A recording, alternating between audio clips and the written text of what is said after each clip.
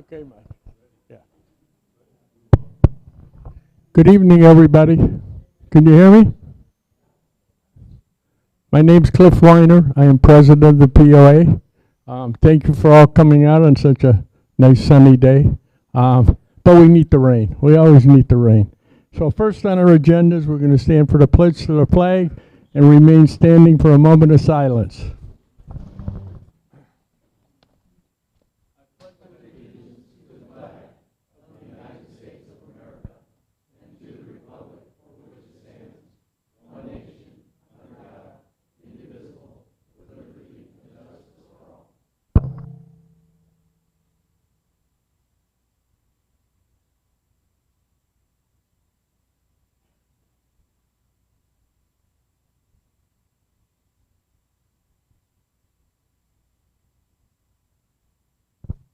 Thank you. Please be seated. Normally we would have our minutes from our last meeting, but this is our first meeting here in about 2.5 years. So we have no minutes from this meeting.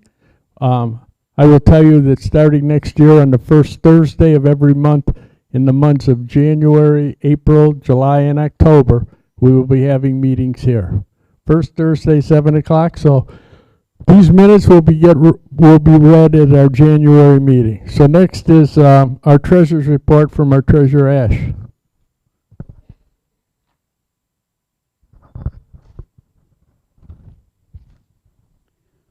For the month of August, we had income of $7,039.21,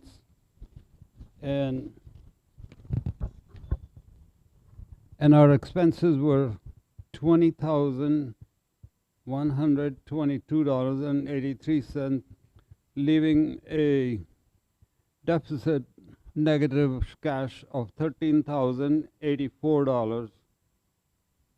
Our operating account balance stands at $100,846.93. Thank you. Thank you, Ash. At the back, at the tables in the back, we have our friends from Realty Execs, and actually that's all we have. We have our Seniors versus Crime friends back there. And speaking of Seniors versus Crimes, he gave me some important information.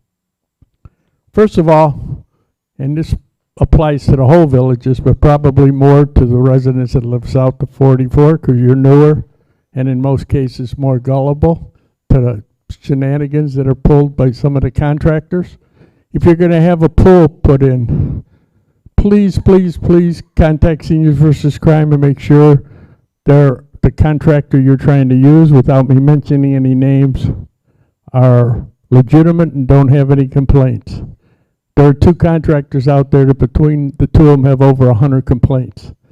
They come and do some work, dig a hole, and leave, and you'll never see them again, and they got your money. Please, please, please, please contact Seniors versus Crime, the Wildwood office. And also, there's a scam going around now about people that are trying to take your property. It's a property fraud alert. In all 3 counties, Marion, Sumter, and Lake, you can sign up for a notification if someone tries to take your property and get a quick deed on it. I believe that's what it's called. Am I right? Quick claim, yeah. So there have been 2 cases where that has happened in the last, how long were those 2? You told me there were 2 of them recently.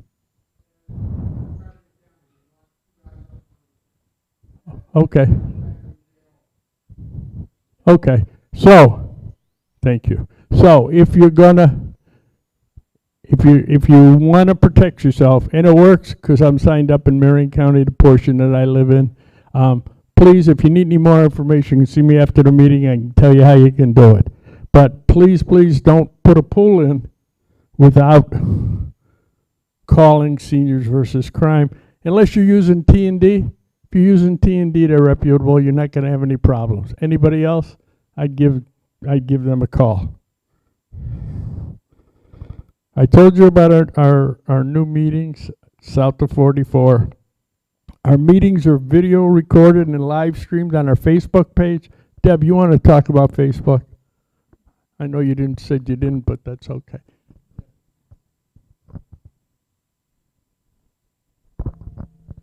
How many of you use Facebook? Good. How many of you use it mainly to communicate with your kids and grandkids?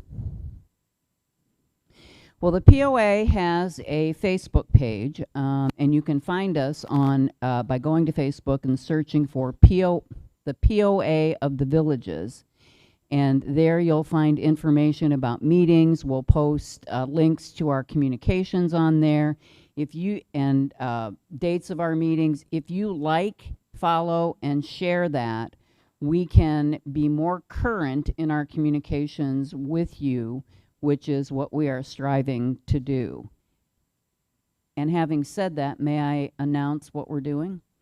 To help further that goal, this month we are starting a mid-month electronic bulletin update.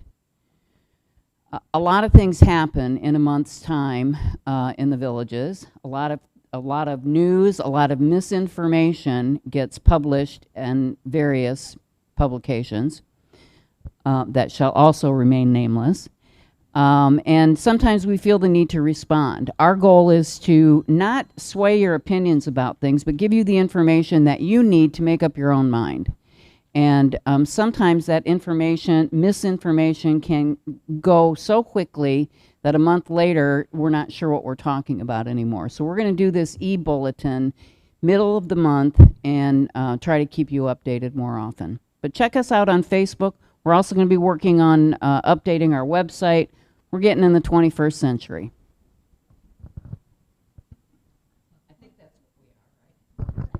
Yeah, this has been a bad month for the POA. We've gotten hammered pretty good by our friendly newspaper, the Daily Sun. I can tell you that there isn't one word they put in there that's true. Not one. Everything that we publish in our bulletin is verified and truthful. So they can say what they want, and we will continue to do what we are doing. We are the only group that's going to fight for the residents. We've been here for 48 years. For those of you that are new, in 2008, when the developer didn't have any money in reserves to fix our amenities and our amenity centers, we sued them and won a $43 million lawsuit. So we're not their favorite person, but that's okay because we're here for you guys. Just so you realize that. You guys know what this is? It's called the Vial of Life. Captain Seamer, Public Sheriff's Office, started this program. I'm helping them get it out, I hope. You take one of these forms. There's 2 pages here. Second page, you fill out all your medical information. You fold it up and you put it in this Vial of Life. Take this and put it on the top shelf of your refrigerator. Take one of these green stickers and put it on your front door. Put the other one on your door of your refrigerator. If you, God forbid, have to call the paramedics, they're going to see the green sticker and go right to the refrigerator. They're not going to ask you any questions. Going to save valuable time, valuable seconds. And it works because I've used it. Unfortunately and fortunately, it made things a lot easier. And this is a program, this is called the CHIRP. It's a program that Community Watch started. It's got a little whistle. If you're out walking late at night, walking early in the morning, walking your dog, if you fall down or get injured, if you blow on it 3 times, you can hear this for a long way. Believe me, it's worked 5 or 6 times already where they found people laying on the ground. Someone will hear it, someone will find you, someone will call somebody to help you. We have a whole bunch of them on the table over there. Take all you want. Hopefully, we'll get them out. When we run out of these, we'll get more because it's a great program. Okay, now it's time for cash raffle. We give away 30 3 $30 prizes. So I'm going to read the last four numbers. 2465. Who's got Donna? Actually, Donna's a volunteer. I wish I had more volunteers like Donna. You saw who it was. Okay, next one. 2808. Donna, that gentleman over the, all the way in the back that had his hand up. Oh, okay. 2808. I did not draw these, but he might have won another one. 2807. I had nothing to do. I had nothing to do.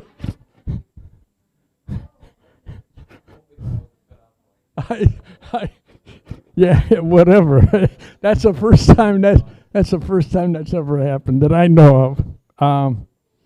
Okay, now it's a part of the program.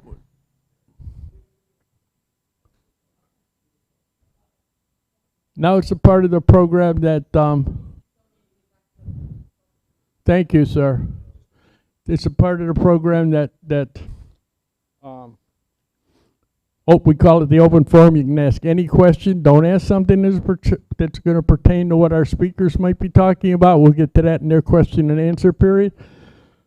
But if you have any issues or concerns, please raise your hand. Someone will come around with a mic. We need to be able to hear you because we record the meetings. There's a gentleman, Dan, right there in the red shirt. I got it, Cliff. Oh, okay. Thank you. On that financial report, I believe that Ash gave us, he mentioned income of about $7,000, but expenses of $20,000. Mm-hmm. What was spent? What did we buy for $20,000, or where'd that go? Well, I can't tell you, but let me put it to you this way. We have two methods of collecting money for this organization. Your dues, which are $15 a year, and ad revenue. Those are the only two sources of income we have. Our bulletin, to print, distribute, and edit, and do all the things we do with it, costs us about $190,000 a year. So we have been on the short side of advertisers after the pandemic because all the little mom and pop businesses sort of went bye-bye or they couldn't afford it. I understand that. But I'm really happy to say today as I stand here that we normally have 350 inches of ad space in our bulletin, 24 pages. In October, we are going to have 28 pages because we have 410 inches. So we have made a great comeback. It's been a long, hard fight, and a couple of us have worked really, really hard to get back there. But that's where most of our money goes. It costs us a ton of money for that bulletin, and the prices keep going up. They do not go down, unfortunately. Any other questions? That's why it's important for you all to join. Not that we need your $10, but it does, or $15, but it does help us. Yes. Hi. I have a safety question. Now, when you're leaving Lake Sumter Square on Canal Street, before you get to out to the main road, there's a four-way stop there, which is great. But Brownwood, when you leave the square and you go out toward 44, there's only a stop sign on 2 rather than a four-way stop. And it's there's a lot of traffic when you're leaving the square. You know, there's a lot of cars, and no one knows. Some of them don't realize that they're supposed to stop, and they come out into the square. Now, I didn't know whether the organization can put those kind of ideas in front of the transportation. Well, it's a Sumter County issue, okay? Because signs and roads in Sumter County are controlled by Sumter County. I will talk to one of the commissioners on the Sumter County board and let them know, Okay. and we'll see what they can All do. right. Thank you. Anybody else? Okay, seeing none, let me just give you a brief update on who our future speakers are going to be. Next, we have a meeting on Tuesday, 4 days from now, at Laurel Manor. Our speaker will be Joey Hooten, our property appraiser. you might find this meeting highly interesting. He's laughing. In October, we have Captain Seamer from the Sheriff's Department. In November, we're going to have a presentation about solar panels. In December, we're going to have a presentation on cutting the cord. In January, we're going to have 2 presentations, one here, and I'm not sure which one's going to do which, and one at Laurel Manor. We have Chief Twist of the Public Safety Department is going to talk to us about the issues that are occurring because of the turn down of what they tried to get through last week at the meeting. Not that there's going to be any cuts or anything, but I'm curious to see if it affects response times or anything else that has to do with Public Safety Department. And another very interesting presentation we're going to have is by a gentleman named Dr. Craig Curtis, who's an Alzheimer doctor. He's actually a researcher. He gives a presentation that's pretty good. I saw it yesterday, and because of the issues I had with my mom and Alzheimer's, I think, and so many villagers that I know are affected with it. And believe it or not, he was told me there's not a cure, but there's a medicine that they just got approved this month in September that will slow down the progression. So I think you guys, if you have anybody in your family or neighbors that have Alzheimer's, they might be interested in this presentation. And then we don't have anybody yet for February, but not a problem. And then in March, the hospital will be our speaker. Every March we have the hospital, hoping to get better news. And maybe this year we will. So with that being said, it's time for our speaker. So our speaker is the head of the union of the prison guards, Joe Rojas. And Joe, it's yours. Thank you, buddy. And by the way, he was in Washington all week, so he just made it back. Had me sweating for a while. Greetings and salutations. It is an honor to be here. Thank you for the invitation, Cliff. I am with the union. I don't represent the agency. I represent the worker. Oh. How's that? Testing. But my apologies.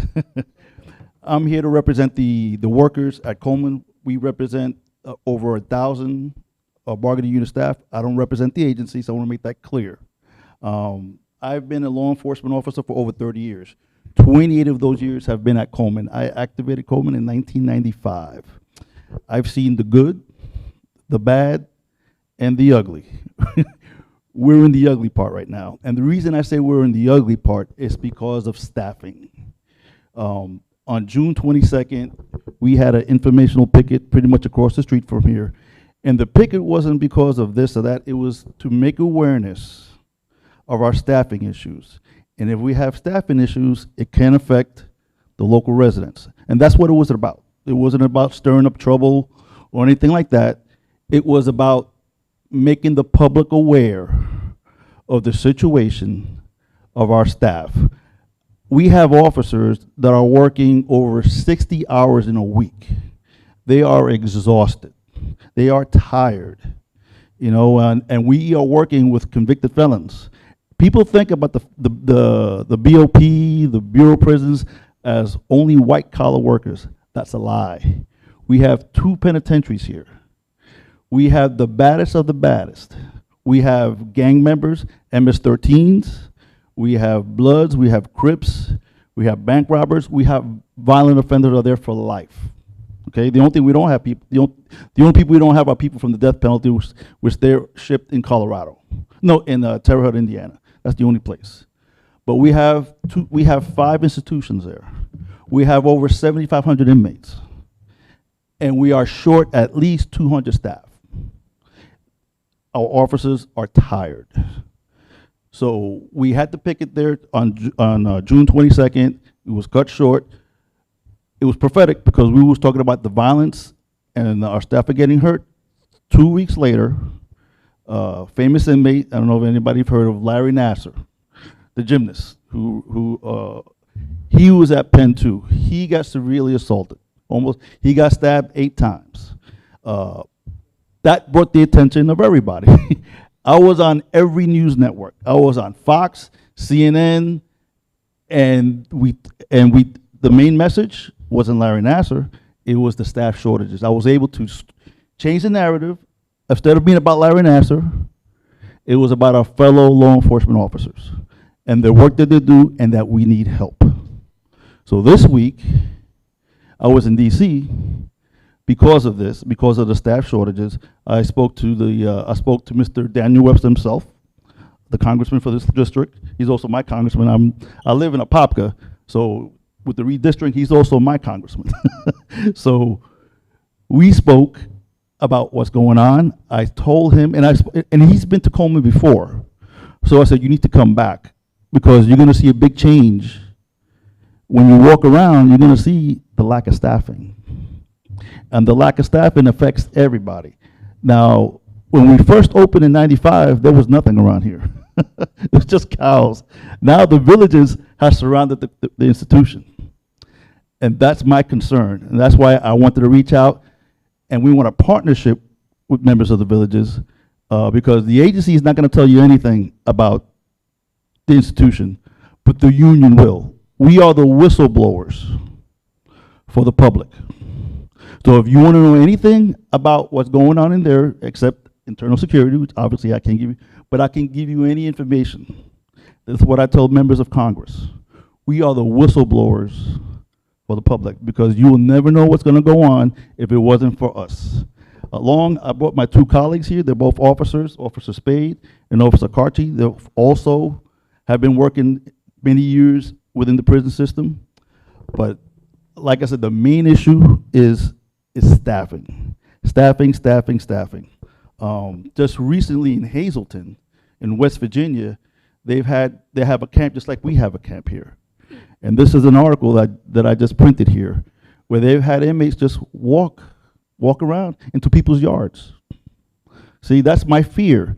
We've caught a couple of inmates here at Publix. Okay? So we need the staff. We've asking for additional security put up, because we have a camp there. And in the camp, the inmates they're the ones that cut our lawns and walk around. They're not allowed to leave the property, but they cut our grass and cut our lawns. But our fear is, since we got a new high school and elementary school across the street, we need additional security and we need a fence to make sure those crooks, because they are crooks, they are convicted felons. I'm worried about what might happen in a year or two, or even not walking around here, because it already happened in Hazleton. And if it happened in Hazleton, it can happen here. The Senate is looking, and this is the article that just happened, of a couple of inmates was hanging out in somebody's backyard. And the owner came and drew their weapons, and he called the local sheriff and they got arrested. So this is why I'm here, to make you aware. I am the voice. We are allowed to speak. Any questions you might have, I am here to answer them. I'm an open book. I'm not here to embellish anything, because there's nothing to embellish. The numbers speak. We had put together, for members of Congress, the actual statistics of our staff shortage. Okay, numbers don't lie. This is from their own numbers. We are at 69% for our staff. You cannot run a prison at 69%, especially we have 2 penitentiaries. We are that bad. And to be fair, the wardens here, we work well with them. They don't want to see the prisons burnt down or have riots. The issue is our leaders at headquarters. Our director, Colette Peters, she's clueless. She doesn't call inmates or prisoners. She calls them neighbors. Okay, neighbors. Really? That's insulting. In 2017, we had an inmate here called Antoine Pitts. Okay, he assaulted one of our officers. Instead of the AUSA prosecuting him, he was released on the street. 2 weeks later, he broke into a young lady's home in DC and raped and smashed her head. I got the article right here. There was an article in the Washington Post. They came down here and did a story on Antoine Pitts. He should have been arrested and in prison. But this director calls inmates neighbors, which is insulting. She calls pedophiles minors attractive people. This is what we're dealing with on top of On top of the security issues, we're dealing with a director that's I hate to say it, but an inmate advocacy group. And we can't have that.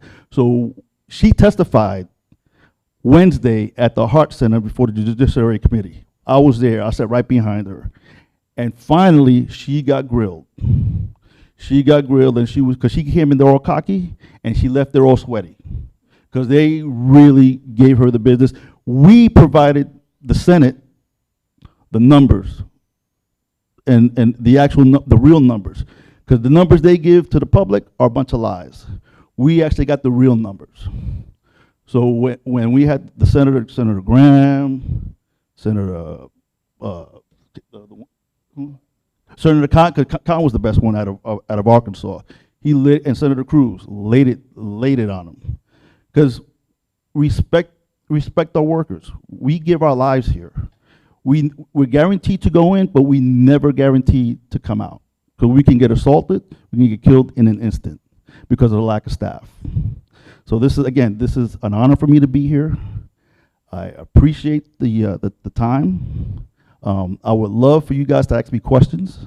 I don't know if any of my colleagues want to say anything. I'll give them the mic because I don't want to hog up the mic.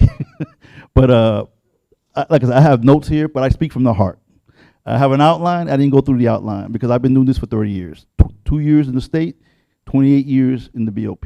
And I really care about the agency that I work for, but most important, I care for my staff and I care about you guys. You guys want to say anything?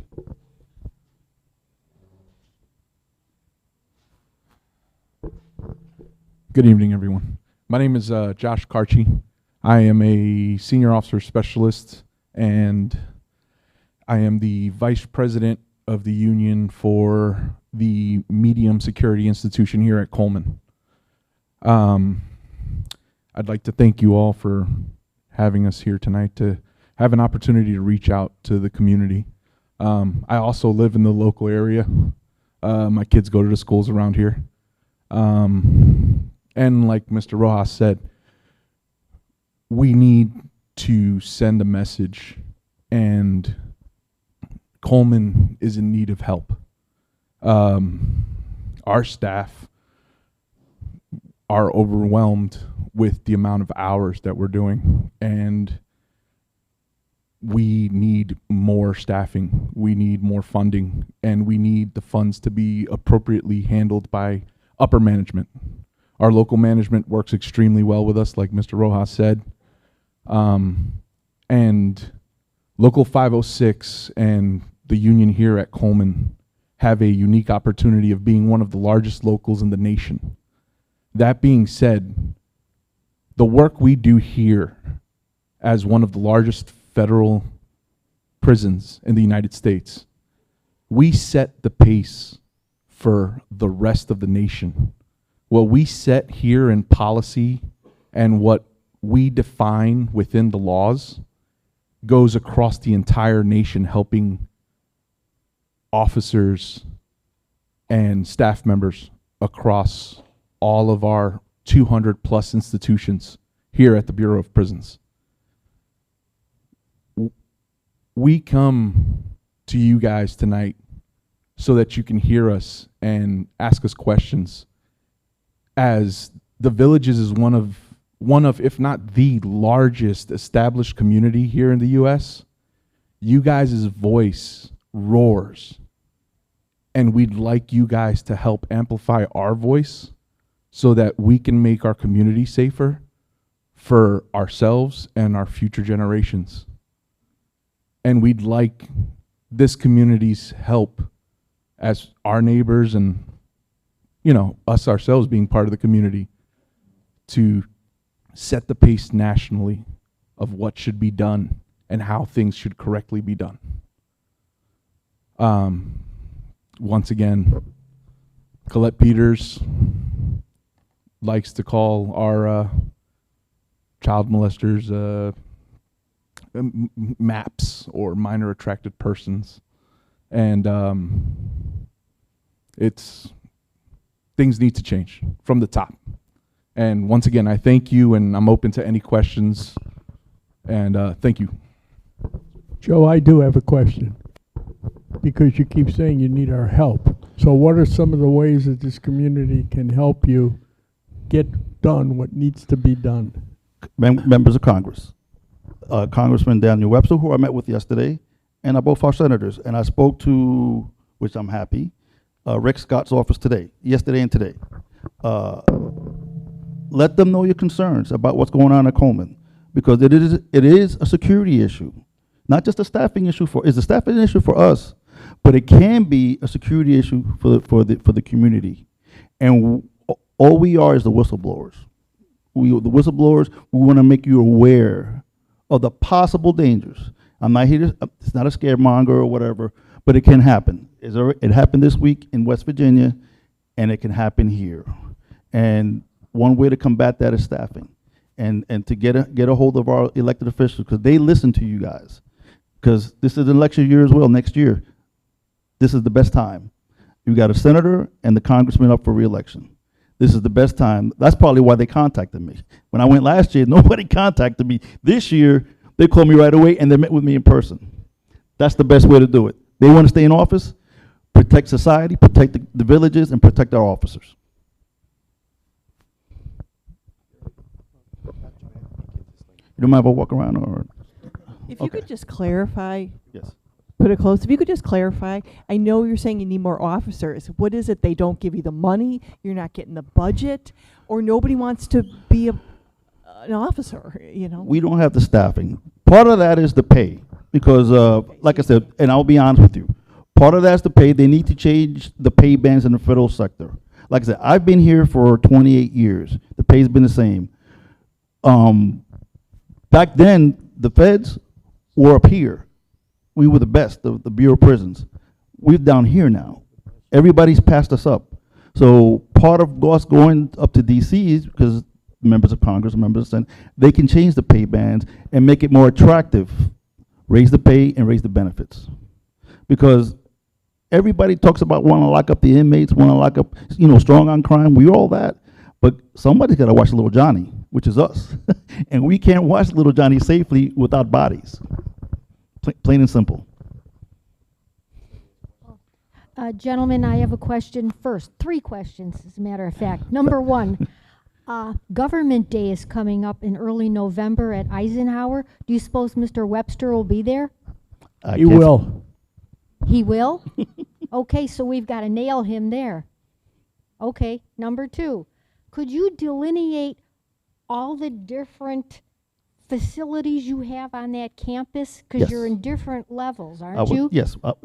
Before you ask your third question, I'm going to answer your question. Certainly. We have 2 penitentiaries, which are called United States penitentiaries, which are highs. That means the max. We have a medium institution, which is for inmates for 20 years and up. We have a low facilities, which is like from 5 to 10 years. And then we have a prison camp. That's my worry, believe it or not, it's the prison camp, because those are the ones that walk away and can roam around here. We caught a couple already here at Publix. What do people do in prison camp? It's a camp. That means sometimes they work their way down from a penitentiary to a camp, and they're going to get released between 2 years and under. So so they send them to a camp. But just because they're in a camp does not mean they're not dangerous. Remember, these are convicted felons. Because I think people think of a camp as a white collar crimes, like tax evaders, and that's not the case. Some people just work their way down from a violent crime so many years, and they finally wind up at a camp. So it's hardened criminals as well. And number 3, you mentioned the need for a fence. Don't you already have a fence around your whole property? We have a fence around the penitentiaries, the medium and the low, but not in the camp. The camp is wide open. So we would like to put a fence, because and FCI Miami, which is down in Homestead, they have a camp and they have a fence. So we want them, actually both the union and management locally, I know they've put in a request to put in a fence, an additional security, but we haven't heard anything from Central Office headquarters. What do you estimate the cost of a fence to be? You know what? I don't Are care. you talking $1 million? No, it's not. I don't think it could be that much money. But you can't put a price on security. Right. You can't put a price on safety. So to me, I really don't care how much it costs. All I care about is the safety of the community and staff. That's all that matters. Thank you. I was Yes. just wondering, what has been their response so far? like Daniel Webster? And what has he said so far? To be honest, he met with us yesterday, which was a plus. So we wait and see. We have invited him to come to Coleman. Okay, we've invited everybody, whether you're Democrat or Republican, we don't care, because they are the lawmakers. So I'm gonna wait and see. I'm gonna wait. The first part, he met with us, which is great. I give him all the kudos, because sometimes when we go up to DC, we meet with their staffer, which is great, nothing against their staff, but we like to meet the congressman. This time, we actually met with the congressman. So that's step one. Step two, he needs to come and visit, because we represent you guys, because this is in his district, the prison and the community. He needs to listen to us. Listen to me, listen to the local, listen to you guys. He represents us, not the other way around. I have a question. Yes, sir. Is your facility, is it designated as an FCI or USP? It's everything. It's a complex. So when it's a complex, we have 2 USPs, 2 FCIs, and a federal prison camp. Okay, a What's Federal that? Correctional Okay, Institute okay, or U.S. prison? Okay, I'm sorry for the acronyms. An FCI is Federal Correctional Institution, FCI. A USP is United States Penitentiary. We have 2 of those. And then we have a federal prison camp, FPC. And if I get with the acronyms, working 30 years inside these gates, remind me. I apologize if I use any acronyms. Okay, my second question is, compared to any other similar facility, what is the guard to inmate ratio that you're dealing with here versus somewhere else? I don't have the numbers, do you have, but it's... On your housing units, depending on the institution, after there were several officers killed, it used to be 128 in the penitentiary of the worst to 1 staff member. There was at one time Officer Ozavaldi, Officer Eric Williams up in Canaan, Pennsylvania, Officer Rivera out in Atwater, California. The only thing the government did to help the officers was they did a pilot program to allow people to carry bear spray to defend themselves. The officer ratio almost any time is about 120 to 1. And is that similar to yours? Those are the exact numbers over here, sir. Okay, thank you. Just to add on to that, I myself worked a housing unit last night from 4 to 12. I had 130 inmates, and I was by myself in that unit. I was on one side. So as you can see, we are understaffed. As a manager at GM, we had a span of control of 7 to 15 people, so. Absolutely. Thank you. I wanted to add another perspective on this issue. I'm a visitor to Coleman on behalf of Prisoner Visitation and Support. So I visit the prison monthly and meet with the inmates, and I've been doing that for a couple of years. And this is what I've heard from them, is that just looking at it from their perspective, and they're human beings, is, you know, I know they're a lot of bad people, but they're also human beings. And what they're telling me is that the staff shortages, one of the implications of that is that, and the ones I visit are in Pen 2, Penitentiary 2. One of the implications of that is that there are lockdowns. Because they don't have enough staff, they're having lockdowns. And the last time I went, they said the lockdowns were occurring every day. It might be in the morning, it might be in the afternoon, it might be in the evening, but every day there is some kind of a lockdown.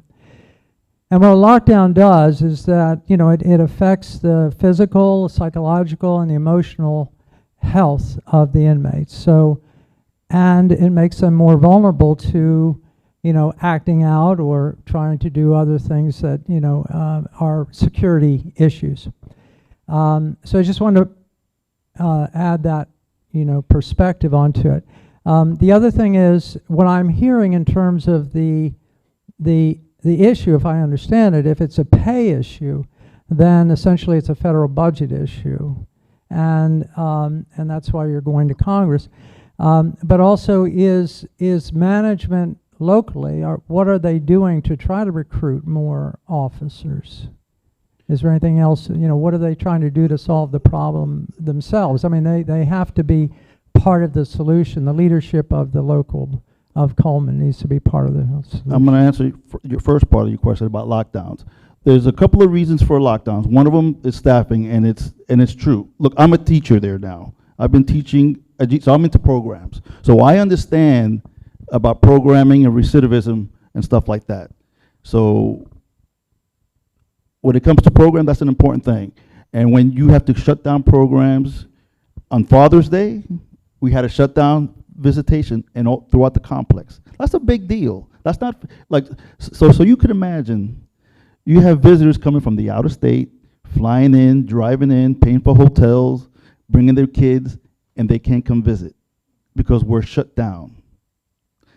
And it wasn't because we had a riot or there was a murder or whatever. It's because we don't have the staff. And when you lock it down, guess who the inmates get their aggression out? They're not the warden, they're not the director, my fellow officers here. GS5, GS6, GS7 officers who make $30,000 to $40,000 a year. They get the brunt of the abuse, or not the abuse, of the anger of the inmates. They have a right to a visit. So I understand that being in programs. Another reason we have lockdown is the violence. This week alone, or was it last week, we had 2 homicides at Penn 1. We had over, I think this is like the 9th homicide we've had at the institution, okay? This is real stuff. Just like those inmates kill each other, one of them could attack one of us. That's why this is real. That's why I'm here. The second part of the question, I'm sorry, was, I apologize. The issue, in terms of the... Okay, local management, what they're doing, I got you. I apologize. I know they've put out, they have recruitment places, they go to the colleges, they go to military bases, and I think they have a $10,000 incentives to sign up. But as I spoke to members of Congress, I spoke to the director, that's not gonna help, because a bonus to sign up doesn't last long. After 2 or 3 years, when you get burnt out, you're gonna quit. What you need to do is raise the pay band, make an incentive, and then have incentive bonuses to stay. That's how you keep and maintain your staff and your benefits. Money talks, I hate to say it. Doesn't matter what industry you work in, money talks, and if you're gonna work in this dangerous environment, pay your staff appropriately. I have a couple of questions. Yes. What should the ratio be?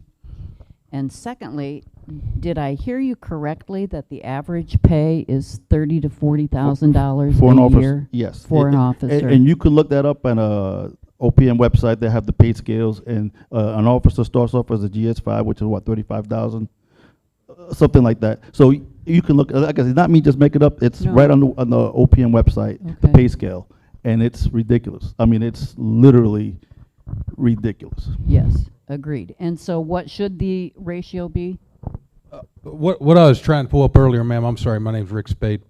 I was just going through, I was talking to Mr. Karchi. People think $43,000. If I tell you $43,000, you'd like, well, that's a considerable amount of money. Most of you, looking at your age, not to be discriminating, but $43,000 bought somebody a house back in the day. You're not even buying a car. So when you say $43,000, somebody's like, good Lord, I used to work for $18,000 a year. That's fine and dandy. You take out $43,000, divide it times 52 weeks. That 52 weeks becomes $800. That $800 in 40 hours becomes $20 an hour. Now, I'm sorry, but people want to know why we can't recruit people. Who in God's name is going to go in there, not knowing if you're going to come out, you're going to be punished if you can't come home, because if you don't stay, you will be punished. We have to go represent people that are being punished for not staying 3 days a week because they're mandated due to the fact that they can't hire somebody. Now, where I come from, at least at Chick-fil-A, I know dang well I'm going to have Sundays off. For the last 19 years, plus 12 years in the military, I gave up my weekends and holidays to be a public service person. And the thing is, people don't understand, this is why you can't recruit anybody. Everybody's like, when's enough enough? Everybody comes up, wants to scare everybody. How many people you know is going to send your kids or grandkids in there and say $20 is worth getting stabbed? $20 is worth losing your job. $20 is worth losing everything you've ever worked for, because if you don't do anything exactly the way you're supposed to, you lost your rights because you have to protect theirs. And I lose everything I have if they say I did one thing wrong. So that's my question, is when somebody says enough is enough, I'd just as soon be at McDonald's asking if you'd like fries with that at $19. Can I just ask you, I'm over here, sorry. Oh, I'm sorry, ma'am. Can I just ask you, why do you do it? I'll tell you something. People don't understand. I personally been on the special teams. I'm not sitting here to brag about myself, but there's a select few. As you look around, you see the people that put on the hats, the people that want to be the veterans, the people that have family members that are veterans. They know what sacrifices they make. It's built into you. I can't explain it any other way. It ain't something you just go and say, gee, God, I'd like to be a fireman. I'd like to be an ambulance driver. You have to be, I'll be honest with you, you got to be one sick, twisted individual. Because when you see people kicking the shit out of one another, your job's to run into it. It's called flight or fight. And most people want the flight. It's the stupid SOBs like us that go to the fight. You know what we get? We get some whistles, a radio, and some OC spray. They got, you talk about bringing a knife to a gunfight. We are outgunned any day of the week. And I don't care if you're Chuck Dang Norris. You ain't going on there and going to take a hold of 128 people if they decide they're taking that housing unit. So that's, like I said, all I ask is, don't thank me. Thank them people when you see them at Publix. That's what they do. When those helicopters are landing out there on a weekly basis, they're not picking up COVID patients. They're leaving for a reason. Their stuff goes on there. We're not here to scare you. But that's what happens. What he said, the drug overdoses from the cartels, the frickin', the stabbings, the people that, those are the people that make it. You don't hear about the people that are killed. You heard about one high-profile inmate. When they come out here to protest, well, not to protest, for an informational picket to make people aware, people bought their houses, had no idea what was on the other side of that tree line. Nobody told them that. But guess what? As soon as we started making the public knowledgeable, they shut that down. They didn't want us to scare you. Then they come out in the news and said, this is the place that houses Larry Nassar. We fought with Congress to get retention, to keep people. They had incentive to tell the people, oh, we're staffed at 90%. 90%. As this person just said, you go there, that's a person that has not a vested interest in the prison. Any day of the week, we're locked down. We don't have the staff to do it. They count on teachers. They count on secretaries. They count on nurses. They count on the cook. They count on everybody to quit doing what they're doing to go cover because they don't have the staff they need. Even my hillbilly math knows that 9 out of 10 is a pretty good average. You can run a prison with 9 out of 10. You ain't got to lock it down because you ain't got enough people to run the post. So that is the truth. You got the, I got the numbers for you. Yeah, this is what we gave to members of Congress. Now this is nationwide, not just for Coleman. Congress has funded us for 20. This is just officers only, not support staff like teachers. 20 in fiscal year 2020, they've requested to fund the officers at 20,466 bodies. In 2021, the same thing. 2022, same thing. 2023, 20,466 officers. What we actually have bureau-wide in 2020 was 13,000 officers. Today, we have 12,731. So we are short, how many? At least nationwide, 7,000 officers. And we're funded for 20, we only got 12. And this is facts. This is what we give to members of Congress. So Congress has funded, so what we ask, okay, where's the money going to then? If you don't fund us, where's the money going to then? That's the other issue, but we are short nationwide. The question I had is, you said that they're able to walk out and, let's say, go to Publix in this small They're not section. allowed to. I understand, but how do they get out? Well, because if I have someone moving into that home area, Middleton, the different how risky is that? It's a prison camp, so because it's a prison camp, they're not fenced in, because the federal, the prison, the campers, they call them campers. Okay. They're the ones that maintain, they cut the grass, they do the lawns and pick up all the trash. So they walk around the outside of the prison. Right. You know, so our fear is, you know, because we don't have enough staff to watch them, they'll just, like I said, we caught a couple in Publix. You know. Well, how do they just walk? They just walk around because we don't have the staff to supervise them. Okay.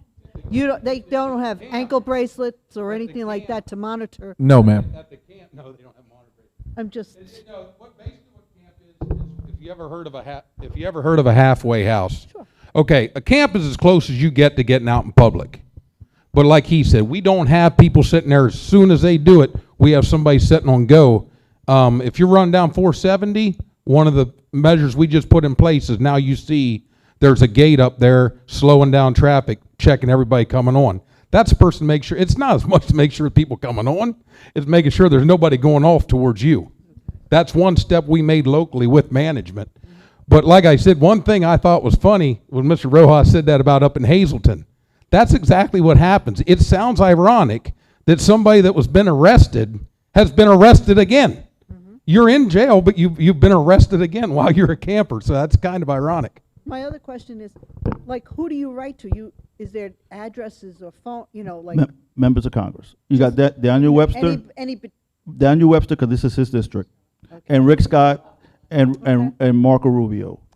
Right. And that's, because, trust me, they will listen. Especially here. You guys are a huge community here. That's largest retirement community in the nation. Big base. They will listen. They listen to retirees, and hopefully they listen to law enforcement officers like us. Okay. You said you started at GS5. What's your top grade then? Was it 5, 7, 9, 11? And how high do you go? For an officer, the highest grade you can get is GS8. A GS8. Yes, a GS8. We're pushing. Like I said, we have a like I said, I got my materials here. In the 2024 appropriations bill, we're asking for a GS10 for the officers. We're hoping it'll pass. Grades are extremely low. I was 40 years DOD, 22 in uniform, 18 civilian. The lowest grade I had working for me was the lowest grade I had was a 7.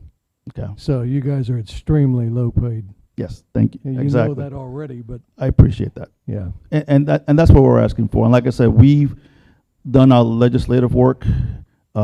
Everything that I say, I back it up with documents. It's not just me just crying in the wind. I brought my documents here. And hopefully, like I said, we gave those documents to members of Congress. We gave it to Congressman Webster. We gave it to both senators. And I know things, working for the government, we know things don't happen overnight, but we got to start somewhere. And this is where we start, and hopefully it'll get some traction. Well, you said the numbers are authorized are 20,000 something. Correct. You're at 12,000. That says it all right there. That says it all. Correct. And like I said, those are legit numbers. I don't make up those numbers. That's remarkable. I mean, those numbers should speak for themselves. Thank you. Oh, sorry to interrupt you. One last thing to piggyback off what he said about the low numbers. You can Google it for the federal agencies. The Bureau of Prisons, out of 244 federal agencies, placed 244 out of 244. That the VA was actually one step better than the Bureau of Prisons. Okay. So we're throwing around a lot of terms that GS, this and that probably don't mean anything to my wife or anybody else that worked in the dreaded private sector. But just to clarify it, they start now at 35,000.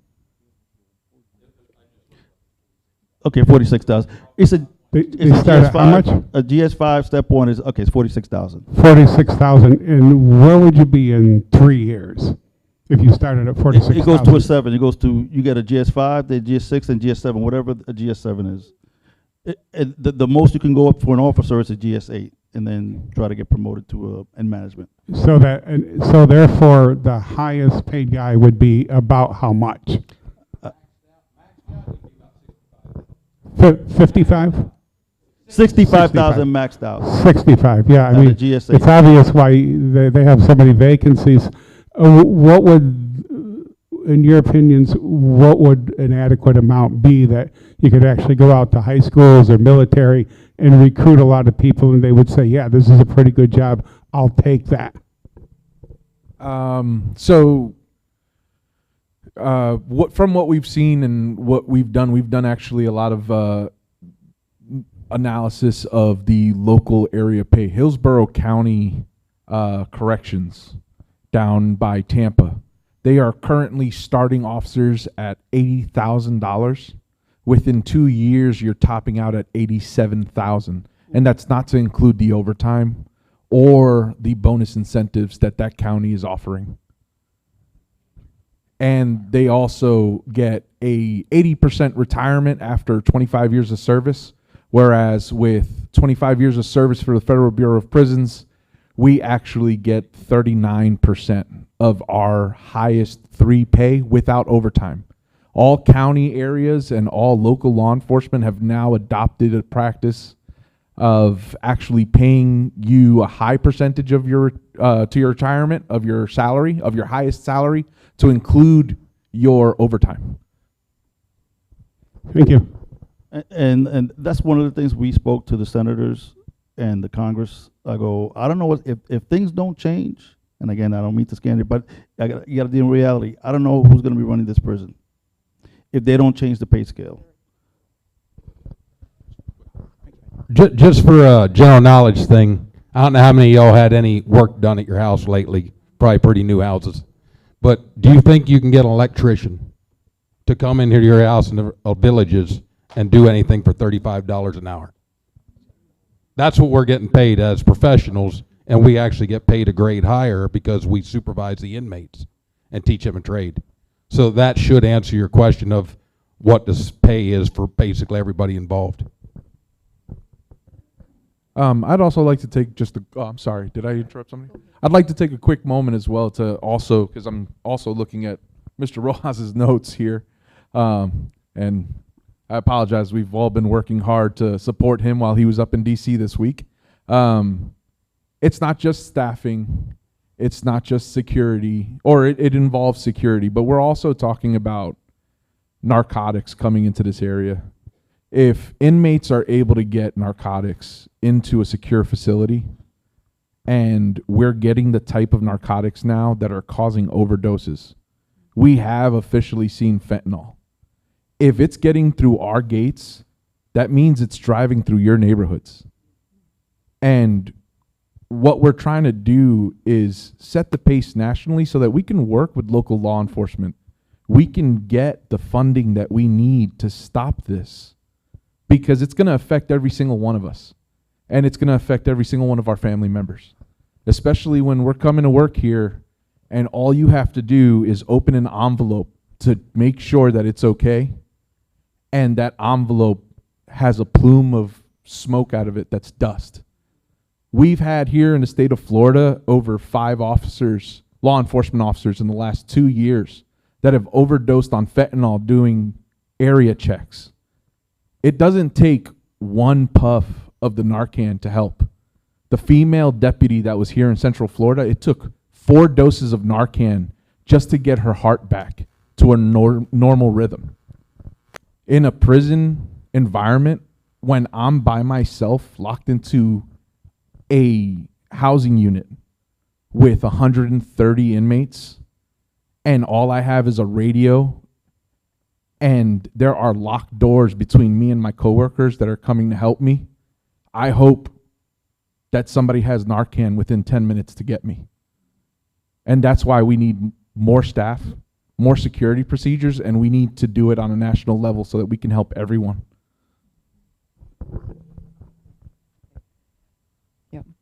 First off, I want to thank you for your service, for your dedication. Could you hold the mic? For your service, your dedication. Thank you so very much from our community. I have a different question. I have heard rumors that the Villages is looking to purchase the land. Is that true? I would like to be able to put it to rest to everybody I know. Thank you for the kind comments. And the answer is no, they are not going to sell the prison. That will never happen. They put too much, you know how much money is in billions of dollars. And then if, let's say if that was to happen, which is not, what are they going to do with the staffing? What are they going to do with the inmates? They don't. They're actually closing prisons down in other areas, but we're not. They put too much money invested here. And there's, like I said, it's 5 institutions. Put that one to rest. We got plenty of we got plenty of But the answer is a resounding no. Good question, though, because I've heard the same thing. Yes. I had an absolutely. observation and a question. My observation is while you were in Washington, D.C., we had an incident in Pennsylvania where, from a management and from a pay scale perspective, you had a prisoner from Brazil that escaped and was on the lam for 2 weeks. Yep. So you have a massive amount of people and all the overtime and all the safety issues within communities and so on and so forth. And there's an old saying, penny wise, pound foolish. And of course, you know, what is the total cost of that? The incident ended well, but it could have ended a lot worse. So I think a dog brought it to a quick end. But anyways, that was my observation. And my question is, at first I thought this was a state issue because we're talking something local, but then you clarified it was a federal issue. Does the state have any input in that? Recently, our governor replaced a judge out of Orlando because they weren't doing their job. And is that something possible for this top person that sounds like they're not doing their job or not taking it seriously? And is that something Congress can do to remove or impeach that person? Or is this just an executive branch issue? Thank you. I got the answer for you.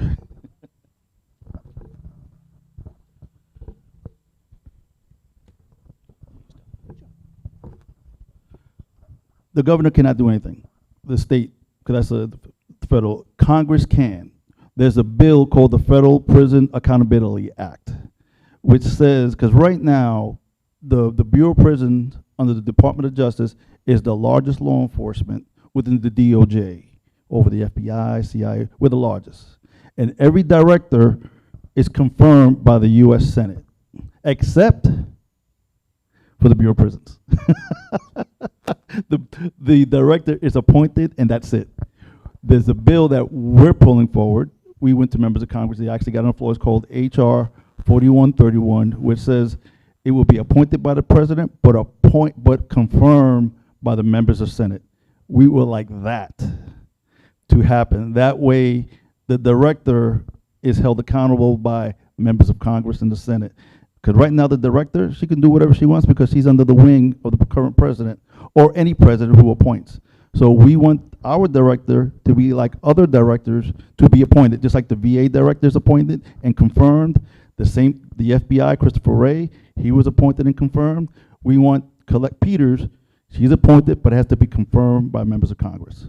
That's a big deal, and that's one of the things that this union has been able to put an HR bill on it, and we're hoping that both our senators and Daniel Webster will co-sign it. He said he will. We'll see, because all the voting is publicly. I could go out and find out if he's lying or not. I have another question, and I don't mean to repeat myself about this being able to get out, whoever can get out off of the camp. Is there Hold the mic closer, hon. Oh, is there anything in the process of a lockdown for the schools? Since we have our new Middleton school down there, is there anything that they're working on if someone got out about lockdown? Like we have in New York and Pennsylvania. Right. That's a local issue. That's what the city, the villages, Sumter County. I'm assuming they got to have contingency plans. Mm-hmm. They have to. Right. You know, so I'm gonna. Now, I can't speak on. Is the school warned if someone got off that camp? They have to. They should. I'm just saying, the minute it's called a walkaway, which is the same thing as escape, they should. You know, but I'm not the administrator, but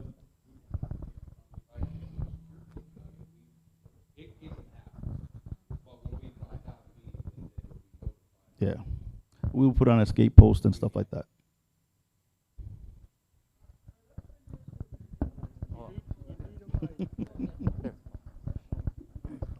We had somebody first. Okay. Go ahead. Let me ask you a question. Yes, sir. The developer decided to go south of 44. Did anybody from the developer's team or anything contact Coleman management about contingency, about emergency riots or anything? Is there any plans whatsoever? And is there a liaison between the developer and the prison? I can't answer that because I wasn't part of any meeting. I don't know that. I'm not part of, management will tell us that. That's something between the liaison for the villages and I guess management. And like I said, if I was to find out, I will let you know because like I said, we are the whistleblowers. We're here for you guys. But I don't have that answer because I'm not privileged to those parties. Hi, those campers, as you call them, are they on like a short term before they're going to be released, or are there also prisoners that will be there for years? They're short term, but they could be, like I said, 2 years and under, should be 2 to 3 years and under. Okay. So they're not like lifers, because if they're lifers, then they'll be at a penitentiary. Like this? Oh. Okay. But the most important thing is they are convicted felons. So everybody's dangerous. So we all got to be careful. Oh. I was wondering, I used to deal with legislation for animal rights, and we use petitions, and we put, let's say the HR bill that you want, you put it on a piece of paper and the phone numbers of Webster and everybody, and then you get, I mean, I know I can go in my neighborhood at, in McClure and just get a lot of people to sign this petition. And then you send it to the senators. That really greatly helps. What we have right now, we started what's called Action Network through Facebook. And so we send out the letters. All you got to do is click on your name, your address, and the letter's already written out for you.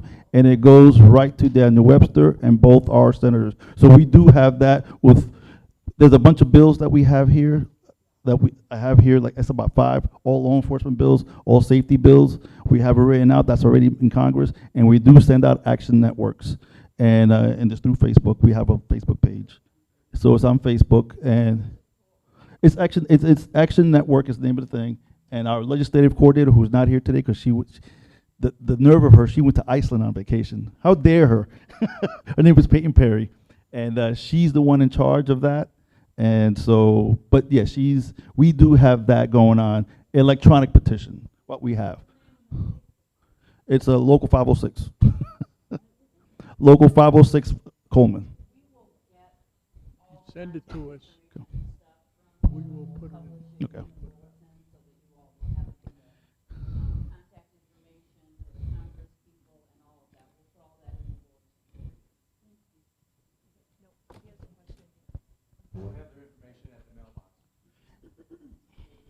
Yeah, Mike.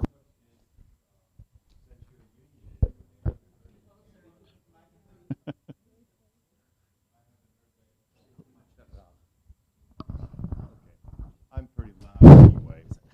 There we go. But do you have?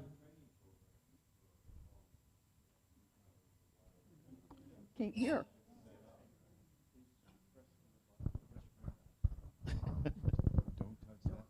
Okay. There we go. There we go. I just wondered, in your union and everything, are you set up to have a training program? So if you do get somebody that wants to become a prison guard, or an influx of several people that want to be a prison guard, do you train them yourselves through your union, or you just get them from whatever you can, old police No, when services? somebody gets hired, they go through an extensive background check, and then once they get hired, they get training 3 weeks at the local, and then they all federal law enforcement goes to what's called in Brunswick, Georgia, Glencoe, and then they go 3 weeks to get certified. So, and that's we train with the Border Patrol, we train with several law enforcement agents, Secret Service. It's all federal. So it's like 6 weeks of training. We don't train. What we do is train people to be union stewards and to learn labor law. And that's what we do. We do cases, do labor law, litigation. I'm a litigator. I do arbitration cases. I do EEO cases. One of the biggest cases that we've litigated and won is $20 million sexual harassment lawsuit for our female staff that were getting sexually harassed by the inmates. The agency didn't do anything about it. I took the case to court, hired an attorney. 7 years later, they settled for $20 million, which is ridiculous. That our female staff should not have to be subjected to that type of behavior by inmates. But that's one of our claims to fame at Coleman. We litigate. Thank you. I just have a question. While you're working hard to get more funding and us hoping to help you, what can this Colette Peters do to make the environment more manageable? That's a great question. That's why she was under the coals yesterday, Wednesday, because she lives in not in reality. Because you have people that are making decisions, policies that don't work inside the prison. Her office is actually in Oregon. She teleworks from Oregon, Portland, Oregon. That's our office. So this is why we want this HR bill to be passed. So that way send her butt to DC and to start visiting these institutions and see what's going on. See what your staff are going through. Take a look at the eyes of some of our officers who are exhausted. When you gotta work 60 hours a week, you work 16 hours a day. Then that doesn't include going back and forth to your home. That's like an 18-hour day, and then you gotta repeat it again the next day. Think about the health of our officers, the high blood pressure, diabetes. You don't get to see your family. You don't get to see your kids get raised. It cannot happen. Like I said, in 2 to 3 years, I don't know what's gonna happen if things don't change. And she has to wake up. Her offices, she teleworks. Yeah. Yeah, we do have one person, Sheridan, out there, but she's, and this is why I think this HR bill is so important, because right now she thinks she can do no wrong because she was appointed by the president, and she wasn't confirmed by the Congress or Senate. There's got to be an accountability, checks and balances. That's all we're saying. As he said, when she was asked, it's just embarrassing. It'd be like a general not knowing how many troops he has. That woman was asked on the record by Senator Cotton. You can go YouTube it. I watched it. It's hilarious. Some of the work we did here. The person running the agency could not answer the questions. When she was asked point blank, how many employees do you have? She couldn't tell him. He said, we fund you for 20,000 officers. He said, what is the real number? She said, we are working diligently. We will try to get that to you.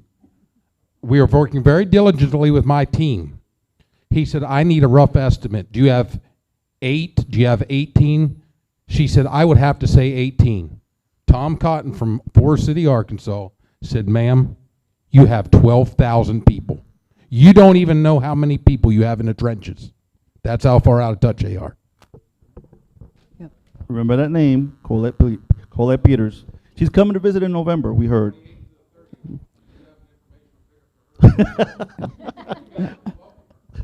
Yeah. Any other questions? Yes.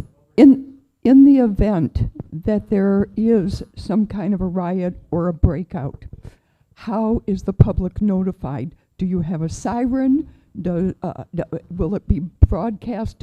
I mean, how will we know? You will know because we'll say it, because the agency won't. They'll try to keep it quiet. That's why you have us. That's why we want to let you guys, look, I have a lot of connections with members of Congress, and I also have a lot of connections with members of the media. They will find out because I will call them. Number 2, we do have sirens. We do have, well, I don't know if anybody lives close to the prison, but every now and then we do have fights, and you'll hear stun grenades go out. And then you hear the voices, get down in English and Spanish. But if there's a full-fledged riot, you will know about it, because we've already had 2 in 2009 or 2008. In 2000, we actually had a full-fledged riot where we lost the prison, and then we got it back. So we've had it already twice. But there are no fences, and some of us live right behind. That's at the camp. How will we know? That's at the camp. At the penitentiaries, there's fences. There's Okay. a stun fences. If there's going to be a riot, it'll happen at the penitentiaries where there are fences and we have a gun tower. Okay. So don't worry about that. That they're closing quite a few federal penitentiaries. Do you see that changing in the future if there's somebody stricter and some of these judges start putting felons in prison again? In other words, will there be, if someone's enforcing the law, will there be a lot of more influx of prisoners? I know coming? they tried to build a new prison in Kentucky, and it was set up and then it stopped.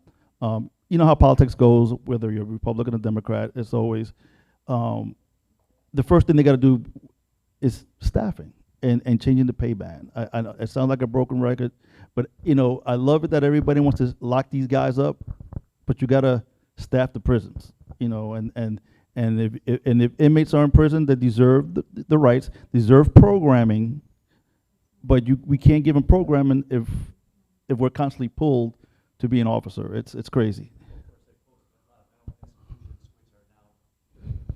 Yes. Joe, thank you and your team. We appreciate it. You gave us some great information. And if I could ask you for a favor, you know how to get in touch with me. I would like to know monthly how many stabbings you have. Absolutely. Look, just text me. I'm an open book. I have nothing to hide. I think And- those and if any- stats, yeah, I think you those give are him the important. questions, he'll give it to me, and you'll get it relayed If back. you have any questions or any concerns, please, I know how to get in touch with them. I will get in touch with them. This is an issue that concerns everybody that lives south of 44, and you guys were not given that information when you bought your houses, that's for sure. So we have to do some things to make sure that you guys are safe at all times. So again, thank you guys. We have donuts and coffee in the back. Thank you all for coming, and we'll see you hopefully Tuesday. I appreciate it, brother.